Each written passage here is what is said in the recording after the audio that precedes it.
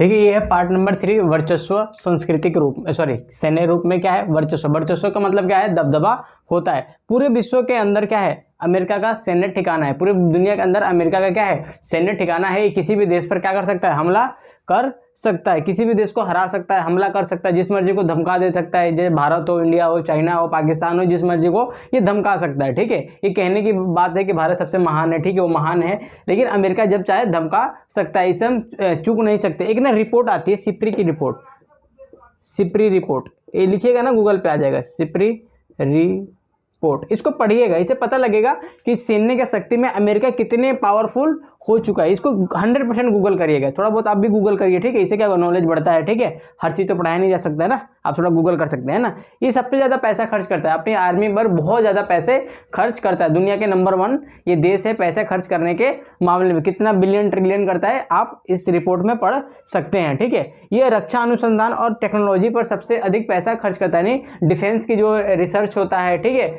और उसकी जो टेक्नोलॉजी है, इस पर सबसे ज़्यादा कौन पैसा खर्च करता है, अमेरिका खर्च करता है। जब ज़्यादा पैसा खर्च करोगे तो ज़्यादा मजबूती भी आएगी। ठीक है, ये सैन्य अभियान क्यों किया जाता है, यानी अमेरिका हो गया या कोई भी देश सैन्य अभियान क्यों करता है, तो अवरोध के लिए, यानी शांति व्यवस्था को बनाए रखने के लिए, रोक और संतुलन को बनाए रखने के लिए सैन्य शक्ति को बढ़ाना जरूरी है। जैसे भारत, लोग कहते हैं कि भारत में इतनी गरीबी है लेकिन हम हथियार खरीदते रहते हैं, जैसे राफेल खरीद लिया हमने, S-400 खरीद लिया। S-400 पढ़ना क्या है, S-400 खरीद लिया। ठीक है, बहुत सारी मिसाइल हम लोग खरीदते रहते हैं, क्यों कि हमें अवरोध करना है, यानी अगर हमारे पास हथियार नहीं रहेगा तो चाइना क्या करेगा, अटैक कर देगा। छोटा सा देश पाकिस्तान है, वो भी अटैक कर देगा। आपको पता है 1962 के अंदर ना हमें किसी ने धोया पकड़ के, चाइना ने हमें धोया, मतलब हरा दिया चाइना ने हमें, हम हार गए। ठीक है, उसने क्या किया, पाकिस्तान ने 1965 में सोचा कि भारत कमजोर हो गया, इसको भी हराओ, यानी लगे हाथ, यानी बहती गंगा में हाथ धो लो। लेकिन बेचारे ये लोग पिट गए, ये लोग पिट गए।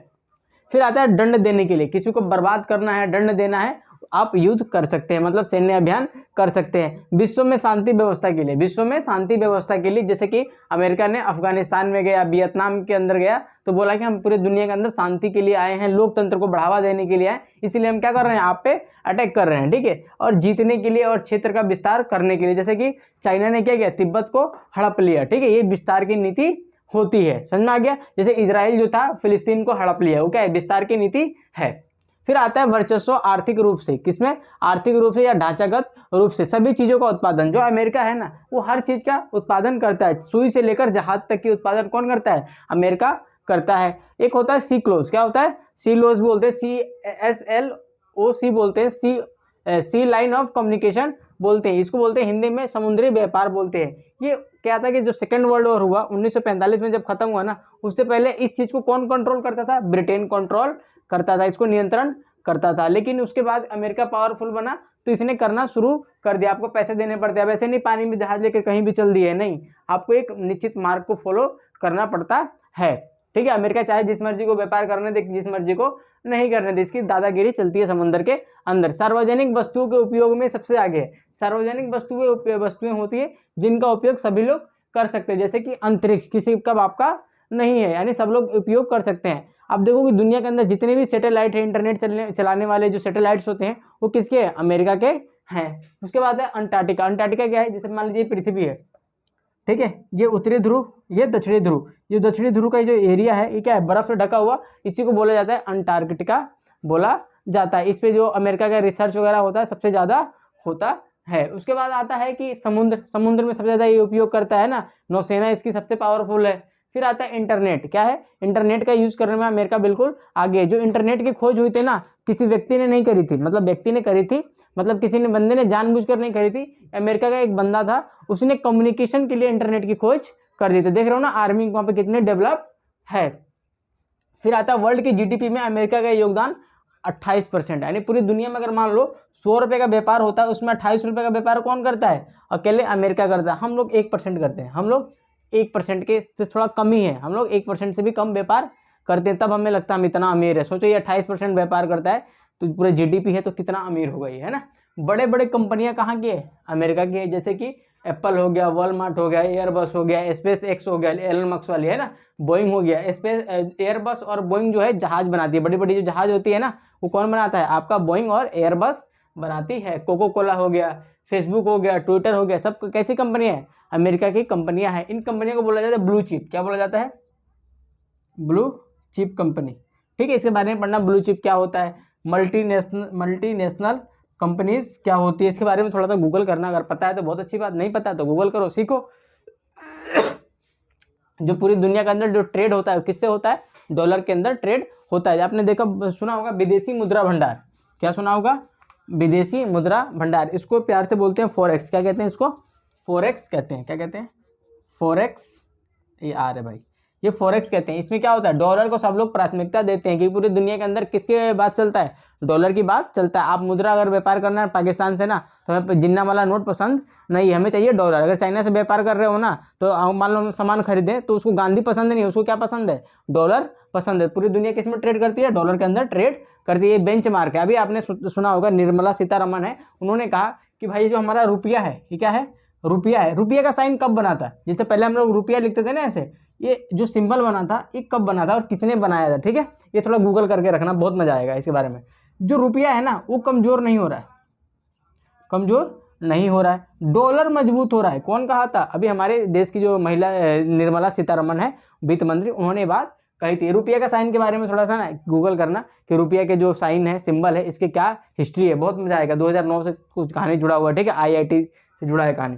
वर्ल्ड बैंक और IMF संस्था है, कहाँ पर है ये, आपके अमेरिका के अंदर है। जब अमेरिका के अंदर है तो इसके जो हेड होते हैं उसकी नियुक्ति भी कौन करता है, अमेरिका करता है। और इसके अंदर सबसे ज़्यादा जो हिस्सेदारी है वो अमेरिका की है। अमेरिका तय करता है किसको देना है पैसे, किसको नहीं देना है, चाहे किसको देना है किसको नहीं देना है। वर्ल्ड बैंक से लेना हो चाहे IMF से लेना हो, ये अमेरिका डिसाइड करता है। तो आर्थिक रूप से इतना पावरफुल है। जैसे पाकिस्तानी लोग पहुंच जाते हैं ना IMF के पास, तो कहते हैं कि मत दो इसको पैसे, अमेरिका बोलेगा तब भी देना पड़ेगा, तो अमेरिका के लोग जाके पैर चाटते हैं। हम लोग भी गए थे 1991 में, हम लोग भी गए थे, लेकिन हमने एक बार ही लिया था इनसे, है ना, उसके बाद हमें लेने की जरूरत नहीं पड़ी, ठीक है। अभी जो IMF के जो हेड है ना, जो हेड इकोनॉमिस्ट है, वो इंडियन बंदा है, पता करना वो कौन है। फिर MBA की पढ़ाई 1881 में शुरू है, पेंसिल्वेनिया के अंदर 1881 में MBA की पढ़ाई शुरू होती है। कहाँ पर, अमेरिका के अंदर। MBA का मतलब होता है बिजनेस से रिलेटेड पढ़ाई होती है, कि बिजनेस को कैसे चलाना है, प्रशासन कैसे चलेगा बिजनेस का। इसका पढ़ाई कहाँ पर स्टार्ट हुआ, अमेरिका के अंदर शुरू हुआ। कब, 1881 में। भारत के अंदर 1881 में एक बहुत बड़ी घटना घटी थी, इसको थोड़ा गूगल करके बताना, ठीक है। और विश्व में 1950 के बाद से क्या हुआ, आपका MBA की पढ़ाई स्टार्ट होती है। क्या करेगा भाई, MBA करेंगे। MBA यानी सबसे पहले कहाँ, अमेरिका के अंदर। फिर आता है वर्चस्व सांस्कृतिक रूप से, ठीक है, खान पान। आज का हम किसकी तरफ बढ़ रहे हैं, अमेरिका की तरफ बढ़ रहे हैं। जैसे हम लोग KFC में जाते हैं, KFC, ठीक है, मैकडी जाते हैं, ये सब क्या है, किसके खान पान है, चिकन बर्गर है ना, पिज्जा, मोमोज, है ना, ये सब क्या अमेरिकी पहचान है। और भी पता नहीं क्या क्या खाते हैं लोग, है ना। कपड़े, जीन्स टी शर्ट पहनना, ठीक है, स्कॉट नहीं, हाँ स्कॉटी बोलते हैं, छोटे छोटे कपड़े पहनना, ठीक है, किसकी पहचान है, अमेरिका की पहचान है। संगीत सुनना, जस्टिन बीबर को सुनना, ठीक है, पॉप सॉन्ग सुनना, जैज सुनना, पता नहीं कौन कौन से आते हैं, तो संगीत वगैरह हम उनसे सीखने को मिल रहा है, सुनने को मिल रहा है, हम अमेरिकन हो रहे हैं, इंग्लिश गाने सुनते हैं, ठीक है। फिर ये रजामंदी से होता है, ये सब बातें क्या हो रही है, रजामंदी से हो रही थे। कलर कराने थे। इंडिया में कभी टैटू लोग बनवाते थे नहीं, लेकिन हम पश्चिमी सभ्यता को देख देख के क्या सीख रहे हैं, टैटू बनवाना सीख रहे हैं। तो हम कहीं ना कहीं अमेरिका को अपने मौका दे रहे हैं कि आओ हमारे देश में आओ। अब उनकी कल्चर को क्या कर रहे हैं, पूरी दुनिया फॉलो कर रही है, लेकिन लोग जग रहे हैं और अपने संस्कृति को लेकर, कल्चर को लेकर काफ़ी जागरूक हैं, ठीक है। ये नंबर पार्ट 3 है। इसके पहले हम बात देखेंगे भारत और अमेरिका का संबंध कैसा है, उसके बाद देखेंगे कि अमेरिका को भारत ने पूरी दुनिया कैसे रोक सकती है, ठीक है। अब देखते हैं अमेरिका की शक्ति की जो रास्ते में अवरोध है। मतलब कहते हैं ना, किले भी गिर जाते हैं जिनकी दीवारें कमजोर होती है, यानी वो कैसे कम मतलब खत्म हो सकता है अमेरिका, तो अंदरूनी किसी भी देश का पतन कैसे होता है, अंदरूनी गड़बड़ियों की वजह से होता है। उसके अंदर जो कमजोरियां आ जाती है तो वो देश खत्म हो जाता है, ठीक है। कोई भी साम्राज्य कब खत्म होता है, बाहरी लोग खत्म नहीं करते, ठीक है। उसके अंदर कमियां आएगी तो चीजें खराब हो जाएगा, ठीक है। जैसे मोबाइल ही है, उसके अंदर अगर क्या हो, सिस्टम उसके खराब होगा तो अपने आप ही खराब हो जाएगा, उसको गिरने की जरूरत भी नहीं है। तो इसके संस्थागत जो बनावट है, कार्यपालिका, विधायिका और न्यायपालिका, ये बिल्कुल अलग अलग है। कार्यपालिका और विधायिका के रास्ता बिल्कुल अलग अलग है, एक दूसरे पे लोग डिपेंड नहीं है। कार्यपालिका मतलब जो कार्यपालिका है बिल्कुल अलग है, विधायिका बिल्कुल अलग है। इसको क्या बोलते हैं, अध्यक्षीय शासन, क्या बोलते हैं, अध्यक्षीय शासन व्यवस्था कहते हैं, ठीक है। स्वतंत्र विचार वाले लोग हैं, स्वतंत्र विचार वाले यहाँ के लोग हैं, जब मर्जी अमेरिका के विरोध कर देते हैं। जैसे भारत में अगर रहते हैं आप, भारत में रहते हैं और भारत के खिलाफ आप बोलते हैं या फिर अच्छी बात भी करते हैं, वो लगे कि सरकार को खराब लगता है, क्या बोलते हैं, देशद्रोह बोल देते हैं। क्या बोलते हैं, देशद्रोह बोल देते हैं, पाकिस्तान चले जाओ, इस प्रकार की बातें इंडिया में किया जाता है, ठीक है। लेकिन अमेरिका में इस प्रकार की बातें नहीं होती, जो जायज है वो जायज है, जो गलत है वो गलत है, जो सही है वो सही है। अमेरिका के लोग इस प्रकार के हैं। वहां पे जो नाटो है वो समस्या क्रिएट करता है। नाटो किसने बनाया था? अमेरिका ने बनाया था। कब बनाया था? 1949 में नाटो की स्थापना होती है, 4 अप्रैल 1949 की इसकी स्थापना होती है। और नाटो जो है ये पूरे दुनिया के अंदर आर्मी का बेस बनाता है और एक पे आक्रमण सब पे आक्रमण माना जाता है। लेकिन ये भी बाधा बन रहा है। कोई कोई देश कहता है मैं क्यों आऊँ भाई, तेरा मामला है। अभी ये जैसे तुर्की है, ठीक है, इसमें प्रॉब्लम क्रिएट कर रहा है। अमेरिका को कहीं ना कहीं काउंटर बैलेंस कर सकते हो, ठीक है। क्योंकि जो चाइना है वो किसका दोस्त बनने जा रहा है? आपका टर्की का दोस्त बनने जा रहा है, ठीक है। टर्की का नाम चेंज हो गया, टर्की हो गया है ना, तुर्की इसको हिंदी में बोलेंगे। भारत और अमेरिका का संबंध, ठीक है, जब भारत आज़ाद हुआ था ना तो अच्छे संबंध नहीं थे। क्यों? हम थोड़े से समाजवादी विचार के लोग थे, तो थोड़ा सा झुकाव हमारा सोवियत संघ की तरफ था। अमेरिका केवल सहानुभूति रखता था, हाँ भारत का कोई देश, भारत नाम का कोई देश है, लेकिन हम पे ध्यान नहीं देता था। वहाँ के राष्ट्रपति वगैरह आना जाना बिल्कुल बंद था, हमें नीच दृष्टि से देखा जाता था। लेकिन जैसे जैसे हम पावरफुल होते गए, अमेरिका और भारत का संबंध अच्छे बनते गए। 1991 के बाद परिवर्तन आया, क्योंकि 1991 के बाद हमने वैश्वीकरण को अपना लिया। किसको अपना लिया?